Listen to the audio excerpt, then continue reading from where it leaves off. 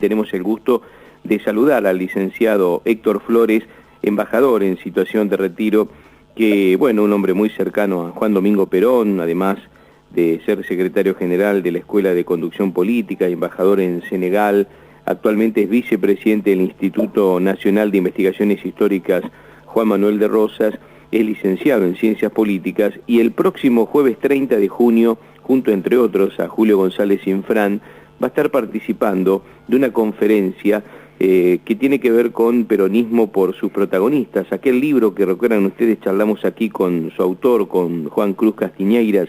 Bueno, el próximo 30, decíamos, a partir de las 6:30 de la tarde, Moreno 939 en Capital Federal, se va a realizar una conferencia y allí estará el licenciado Héctor Flores. ¿Cómo le va, Héctor? Un gusto. Marcelo Mucha, aquí en Estación 820. ¿Cómo está? ¿Qué tal? Buenas noches, Marcelo Mucha, y bueno, un gran gusto de escucharte y por supuesto un saludo para toda la audiencia. Bueno, muchas gracias. Bueno, qué un buen momento para hablar del peronismo, ¿no? Digo, en este momento sí, que vive el país, ¿no? Lamentablemente hay tantos periodistas que confunden el peronismo con la gestión kirchnerista de estos últimos 12 años y medio, del 2003 hasta el 2015, hasta diciembre del 2015, cuando en realidad toda la gente que integró fueron aquellos grupos que se levantaron en armas contra el gobierno del general Perón, después de su histórico retorno y de su tercera presidencia constitucional, fueron aquellos que asesinaron, que crearon una zozobra permanente, que volvieron realmente a enfrentar a los argentinos de manera violenta, aquellos que deformaron ideológicamente lo que realmente representa el peronismo acá y en el mundo entero. Yo que he tenido la oportunidad de viajar mucho y de conocer muchos países y de enriquecerme permanentemente, culturalmente, con estos análisis que se hacen de forma desapasionada y el reconocimiento a esa vanguardia esclarecida que realmente representó Perón con la tercera posición en un momento en que el mundo parecía irremediablemente dividido entre los vencedores de la Segunda Guerra Mundial y el aplastamiento de los socialismos nacionales que habían surgido después de la Primera Guerra, en Italia, en Alemania, en España, en Portugal, etcétera.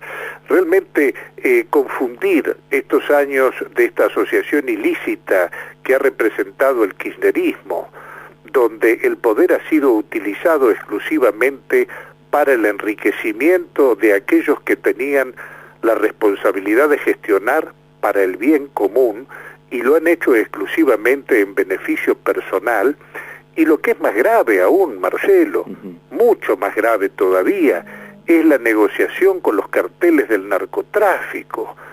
Hoy tenemos en la Argentina el enemigo instalado dentro de nuestras fronteras y es imprescindible que las Fuerzas Armadas recuperen la capacidad de actuar contra ese enemigo, que no lo va a derrotar ninguna policía, ni la bonaerense, ni la federal, ni ningún cuerpo de seguridad. Acá se necesita indispensablemente de la participación protagónica de las Fuerzas Armadas, coordinadas con las Fuerzas Armadas de los países hermanos, con una inteligencia criminal común, tal como ya desde el año 98 se había planteado en la conferencia de ministros del Interior del Mercosur, Chile y Bolivia, que se realizó en la Argentina en el 98.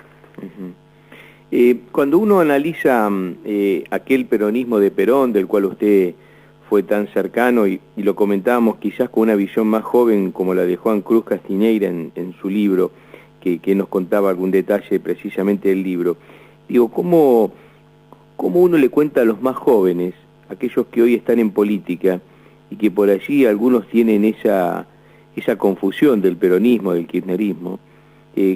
¿Cómo era el peronismo, básicamente? ¿Qué era el peronismo? ¿Qué significaba el Perón y su gente? A diferencia de los partidos políticos, el peronismo representa un movimiento, una dinámica de una revolución en paz, que ha rechazado a la violencia como método y que representa una nueva filosofía de vida profundamente humanista, nacional, cristiana, pero que tiene una serie de doctrinas que se han ido actualizando, porque las doctrinas son como las monturas que cabalgan los tiempos. Perón siempre me decía que las doctrinas son las pautas de aplicación de una ideología fijada. Nosotros tenemos una ideología que es el justicialismo, con sus 20 verdades. Las verdades son permanentes, las verdades no son circunstanciales, las verdades son permanentes.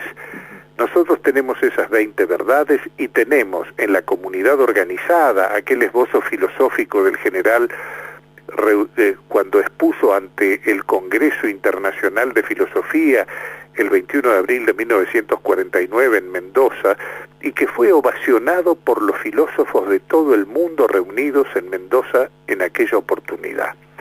De estas cosas que tenemos que estar orgullosos los argentinos, que un presidente argentino sea ovacionado nada menos que por los filósofos de todo el mundo. Hoy las nuevas generaciones lo desconocen, creen que el peronismo es simplemente un populismo demagógico. A ver, es todo lo contrario del populismo. Perón plantea la necesidad de una democracia social de participación plena, donde las organizaciones libres del pueblo vayan reemplazando a los partidos políticos. El general siempre me decía, mire Flores, dice, esto no es democracia, esto es partidocracia. Y la partidocracia, me decía, es plutocracia, es decir, gobierno del dinero. ¿Cómo se concibe que en un país como la Argentina haya cientos de sellos de goma titulados partidos políticos que no tienen ni siquiera plataformas definidas? El PJ, que fue el instrumento electoral que usaba el Movimiento Nacional Justicialista para expresarse electoralmente, ha sido vaciado de todo contenido, Marcelo, de todo contenido ideológico, programático. Pensemos que la última plataforma del PJ se hizo en 1995 con motivo de la reelección de Carlos Menem en su segunda presidencia. Nunca más hubo una plataforma. Entonces digo yo, ¿qué vota la gente? ¿Al que aparece con Tinelli en Showmatch o va a cenar con Mirta o al almuerzo con Mirta Legrand?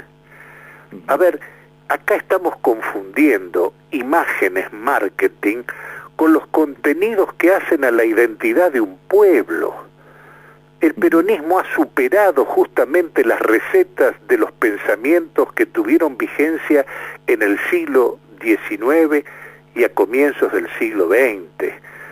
El peronismo, como expresión filosófica, como justicialismo, supera el capitalismo liberal individualista, que es materialista, y al otro materialismo, que es el capitalismo de Estado llamado socialismo marxista-leninista, que terminó muriendo justamente cuando reintrodujo el sistema de los incentivos, cuando Lieberman manejaba la economía en la época de Kosygin en la Unión Soviética. Ahí comenzó justamente a destartalarse y terminó justamente con la presión de la Iglesia Católica cuando Wojtyła, San Juan Pablo II, asume la conducción del Vaticano. Ahí termina, a finales de la década del 80, de desplomarse el sistema del capitalismo de Estado comunista. Pero nosotros ya en la década del 40, Marcelo, habíamos planteado una tercera posición internacional, que no era simplemente el no alineamiento, sino que era, a partir de la identidad de cada pueblo, lograr el imperio de la justicia social y de la autodeterminación de un pueblo que para ser pueblo tenía que tener conciencia de su protagonismo histórico. Hoy el pueblo argentino ha vuelto a ser masificado, y las masas, a diferencia de los pueblos que tienen que ser conducidos, a las masas se las manipula a través de los medios de comunicación social y de las redes sociales. Lamentablemente hemos presenciado en estos últimos años la remasificación de los argentinos. Hoy la Argentina es un territorio con gente, ya no es una nación con un pueblo organizado, y eso es lo que tenemos que volver a recuperar. El peronismo tiende hacia eso. El peronismo no tiene necesariamente compromisos con las fechas electorales, porque justamente es un gran movimiento social de síntesis. Y esto es lo que hay que tratar de explicar y de hacer comprender a las nuevas generaciones, porque solamente la unidad de acción surge de la unidad de concepción.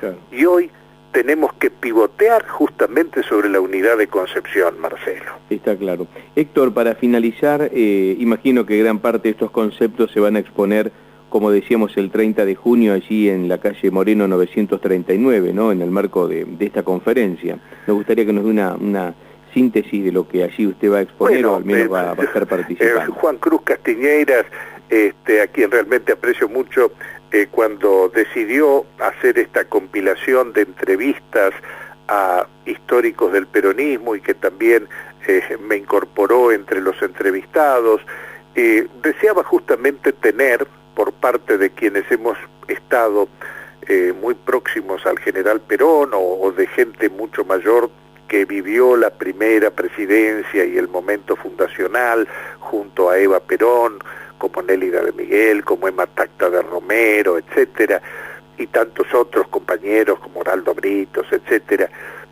Realmente es una especie de suma de testimonios y análisis y de puntos de vista de cada uno de los que exponemos en ese libro que se llama El peronismo por sus protagonistas. Creo que es muy interesante, especialmente porque es un libro de fácil lectura, un libro no demasiado extenso, que permite tener una visión, una cosmovisión, desde todos los aspectos, desde las realizaciones hasta el sentimiento de gratitud que ha generado el peronismo, que no es un sentimiento como algunos erróneamente afirman, porque los sentimientos no se explican, los sentimientos son irracionales. Si el peronismo fuera un sentimiento, no podría ser explicado ni enseñado. Claro. Nadie puede explicar el amor a su mujer o a sus hijos o a sus padres. El amor es inexplicable. Genera, sí, un sentimiento de gratitud, por supuesto, por todo lo que se hizo para tomar conciencia a nuestro pueblo de que era protagonista de la historia y el imperio de la justicia social. A ver, todo esto generó hasta el día de hoy, desde el 45, 46 hasta la fecha, un sentimiento de gratitud, pero el sentimiento no es el peronismo. El peronismo generó un sentimiento de gratitud, pero no es un sentimiento. Esto es para mí clave para entenderlo. Claro, está claro. Héctor, un gusto escucharlo y bueno, seguramente retomaremos el contacto en algún momento. Muchas gracias por atendernos a esta hora de la noche. No, un gusto realmente haber participado de tu programa y nos veremos, si Dios quiere, el 30 de junio en Moreno 939 para charlar un poquito más de nuestra identidad, que es lo que nos hermana. Exactamente, gracias Héctor, muy amable. Un abrazo. El licenciado Héctor Flores, vicepresidente del Instituto Nacional de Investigaciones Históricas Juan Emanuel de Rosas, fue un hombre ligado a la Cancillería, puntualmente fue embajador, ni más ni menos que en Senegal, entre otros puntos, y un hombre muy cercano, como lo decía, al general Juan Domingo Perón.